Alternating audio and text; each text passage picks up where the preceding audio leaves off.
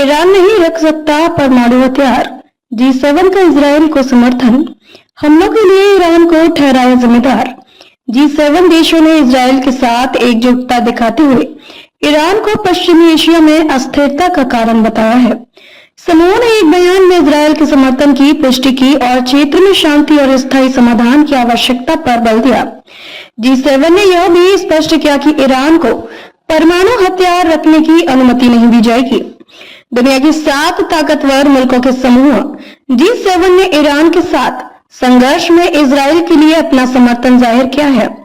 G7 देशों ने अपने बयान में साफ कहा कि वह इजरायल के साथ खड़े हैं। उन्होंने ईरान को पश्चिमी एशिया में अस्थिरता फैलाने का जिम्मेदार ठहराया।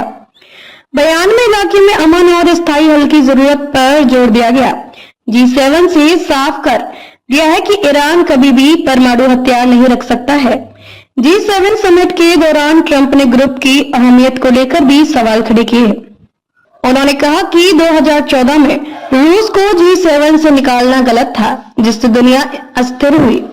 उन्होंने ये भी सुझाव दिया कि चीन को G7 में शामिल करना चाहिए।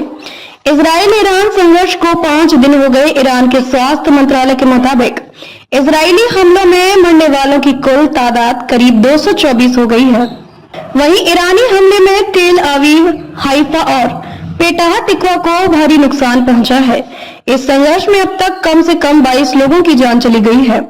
इजराइल ईरान संघर्ष को 5 दिन हो गए। ईरान के स्वास्थ्य मंत्रालय के मुताबिक इजरायली हमलों में मरने वालों की कुल तादाद करीब 224 हो गई है। हाइफा और पेटाह टिकवा को भारी नुकसान पहुंचा है। इस संघर्ष में अब तक कम से कम 22 लोगों की जान चली गई है।